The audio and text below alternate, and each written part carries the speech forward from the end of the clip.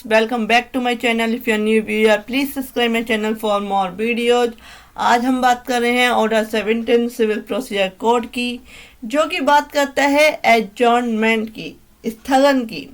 तो जब कोई केस कोर्ट में दाखिल होता है तो कोर्ट क्या करती है, उस पर नेक्स्ट डेट दे के कई तारीखें उस पर दे देती है। तो वो तारीखें देने का राइट कोर्ट पे कहाँ से आता है, वो आता है ऑर्डर 17 से। ऑर्डर 17 एडजॉर्नमेंट की बात करता है, स्थगन की बात करता है। किसी बात को कब तक स्थगित किया जा सकता है, कितने दिनों तक स्थगित किया जाता है, क्या प्रोसेस है, रूल 1 बाय 1 रूल समझेंगे इसके। तो स्टार्ट करते हैं। रूल 1 कहता है कि न्यायालय समय दे सकेगा और सुनवाई स्थगित कर सकेगा। कोर्ट में grant time and adjourn hearing, जो हेयरिंग किसी केस में दी हुई है, जिसकी सुनवाई का अवसर दिया हुआ है, उसको वह नेक्स्ट डेट पे एडजॉर्न कर सकता है। यदि बात के किसी भी प्रकरण में पर्याप्त हेतु दर्शित किया जाता है, any stage of the case, जो है ये हेतु, ये कारण दर्शित किया जाता है कि तो न्यायालय क्या है, ऐसे कारणों में लेखबद्ध करेगा, उसको रिकॉर्ड करेगा और पक्षकारों या उनमें से किसी को भी समय दे सकेगा और बात की सुनवाई को समय समय पर स्थगित कर सकेगा। ये राइट दिया हुआ है, जो तारीख पे तारीख कोर्ट के द्वारा दी जाती है। तो वो कौन से रूल के अंतर्गत, कौन से ऑर्डर के अंतर्गत दी जाती है, ऑर्डर 17 के अंतर्गत, और इसके अदर रूल्स जो हैं 17 के रूल्स हैं, उसके तहत क्या है, कोर्ट एडजॉर्नमेंट देती है, स्थगन देती है और तारीख पे तारीख देती है। नेक्स्ट कहते हैं कि परंतु ऐसा स्थगन बात की सुनवाई के दौरान किसी पक्षकार को 3 बार से अधिक अनुदत नहीं किया जाएगा। ये तो बिल्कुल ही फॉलो नहीं होता है, ये जो इसमें दिया हुआ है कि 3 बार से अधिक किसी भी केस में क्या है, बात की सुनवाई के दौरान क्या है, 3 बार से ज़्यादा क्या है तारीखें नहीं दी जाएंगी। लेकिन तारीखों पे तारीख, सालों साल लोगों की उम्रें बीत जाती हैं और केस चलते रहते हैं। Provided that no such adjournment shall be granted more than 3 times to a party during hearing of the suit. Next बात करते हैं रूल 2। रूल 2 कहता है स्थगन के खर्चे, cost of adjournment. In every such case, the court shall fix a date for the further hearing of the suit and shall make such other order as to costs occasioned by the adjournment and such higher cost as the court deemed fit. न्यायालय ऐसे हर मामले में बात को आगे की सुनवाई के लिए दिन नियत करेगा और ऐसे जो एडजॉर्नमेंट ली जा रही है, तारीख पे तारीख ली जा रही है, इसके खर्चों को क्या है न्यायालय में जमा कराने का क्या है ऑर्डर करेगा। ऐसे स्थगन के कारण हुए खर्चों और ऐसे उच्च खर्चों के संबंध में जिन्हें न्यायालय ठीक समझे एक ऑर्डर कर सकता है। परंतु प्रोवाइडेड दैट, यह है कि यदि बात की सुनवाई प्रारंभ हो गई है तो जब तक न्यायालय उस असाधारण कारणों से जो उसमें लेखबद्ध किए जाएं, सुनवाई का स्थगन अगले दिन से परे के लिए करना आवश्यक ना समझे, बात की सुनवाई दिन प्रतिदिन तक जारी रहेगी जब तक सभी हाजिरी साक्ष्यों की परीक्षा ना कर ली जाए। When the hearing of suit has commenced, it shall be continued from day to day until all the witnesses in attendance have been examined, unless the court finds that for the exceptional reason to be recorded by it, the adjournment of hearing beyond the following day is necessary. यानी कि जो बात की सुनवाई प्रारंभ हो गई है और न्यायालय कोई एक असाधारण कोई कारण नहीं है तो वह क्या है डे बाय डे केस को चलाएगा। लेकिन अगर उसे लगता है कोई रीजनेबल ग्राउंड है तो ही वह क्या है एडजॉर्न करेगा, केस को अगली डेट पे स्थगित करेगा। नेक्स्ट कहते हैं कि किसी पक्षकार के अनुरोध पर कोई भी स्थगन ऐसी परिस्थितियों को छोड़कर जो पक्षकार के नियंत्रण के बाहर हो मंजूर नहीं किया जाएगा। लेकिन ऐसा बहुत कम होता है, जो कोर्ट्स चलती हैं वो तारीखों पे चलती हैं और ये रूल्स तो बहुत कम ही फॉलो होते हैं।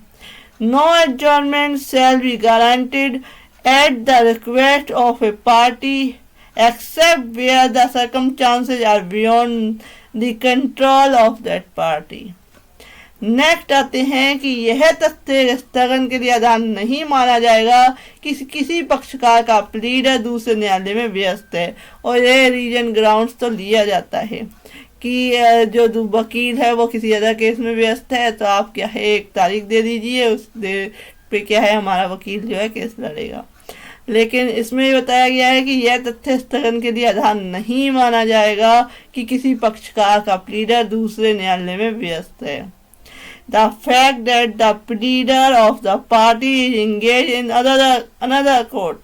shall not be a ground for adjournment. स्थगन के लिए ये आधार नहीं माना जाएगा। तो अगर आप एक एडवोकेट हैं या आप एक कहते हैं नॉर्मल पर्सन हैं, तो भी आपको ये चीज़ें याद होनी चाहिए कि इस तरह के रूल्स भी CPC सिविल प्रोसीजर कोड में बनाए गए हैं। नेक्स्ट बात करते हैं कि जहाँ प्लीडर की यानी कि वह बीमार है या दूसरे न्यायालय में उसके व्यस्त होने से भिन्न कारण से मुकदमे का संचालन करने में या उसकी असमर्थता को स्थगन के लिए एक आधार के रूप में पेश किया जाता है, वह न्यायालय जब तक स्थगन नामंजूर नहीं करेगा जब तक उसका यह समाधान नहीं हो जाता कि ऐसे स्थगन के लिए आवेदन करने वाला पक्षकार समय पर दूसरा प्लीडर मुकर्रर नहीं कर सकता। यानी कि इसका जो प्लीडर है वह बीमार हो चुका है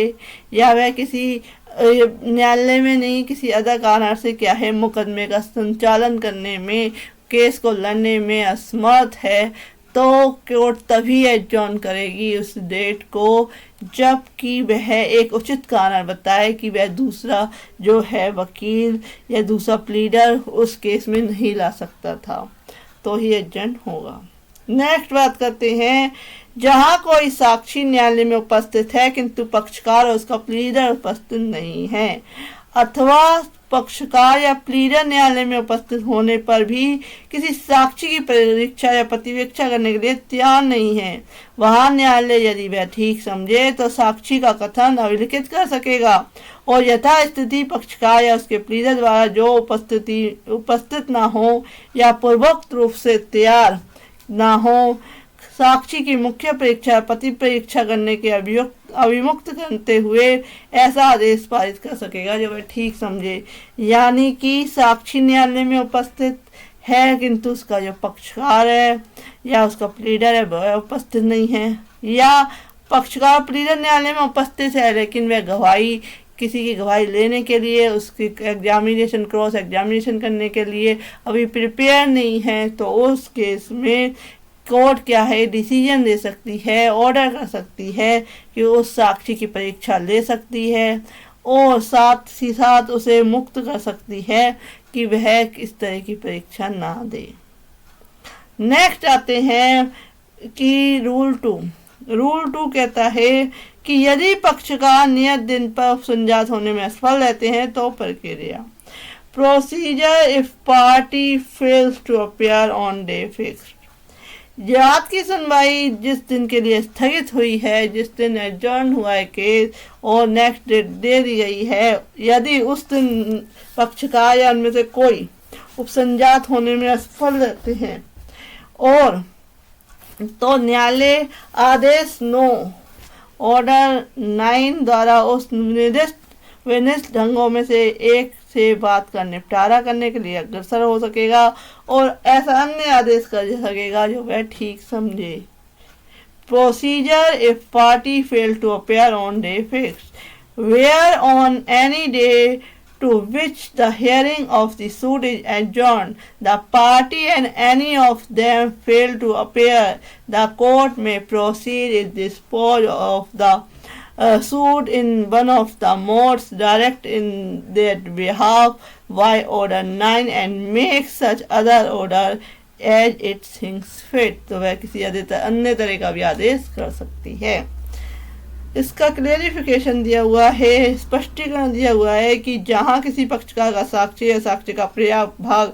पहले ही अभिलिखित किया जा चुका है या ऐसे पक्षकार किसी ऐसे दिन जिस दिन के लिए बात की सुनवाई स्थगित की गई है उपसंजात होने में असफल रहता है, वह न्यायालय स्वविवेकानुसार उस मामले में इस प्रकार अग्रसर हो सकेगा मानो ऐसा पक्षकार उपस्थित हो। यानी कि जो उसकी साक्ष्य है वो लिया जा चुका है, उसको रिकॉर्ड में देखा जा चुका है और उसके बाद क्या है वह कोर्ट में अपीयर नहीं हो पाता, तो उसको यह माना जाएगा कि आगे की प्रोसीडिंग कंटिन्यू रहेगी और माना जाएगा कि वो पक्षकार जैसे उपस्थित हो।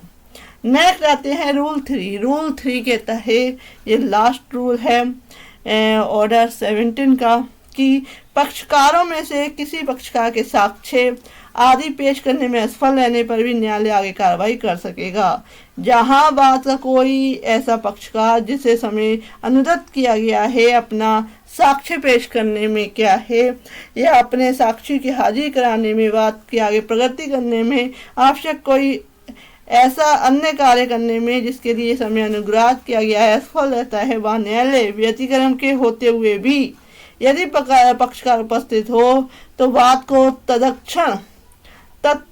निश्चित करने के लिए अग्रसर हो सकेगा, यानी उसका तुरंत निपटारा करने के लिए अग्रसर हो सकेगा। यदि पक्षकार या उसमें से कोई अनुपस्थित हो तो नियम 2 के अधीन कार्यवाही कर सकेगा। तो इस तरीके के राइट्स जो दिए हुए हैं कोर्ट में proceed notwithstanding either party fails to produce evidence extra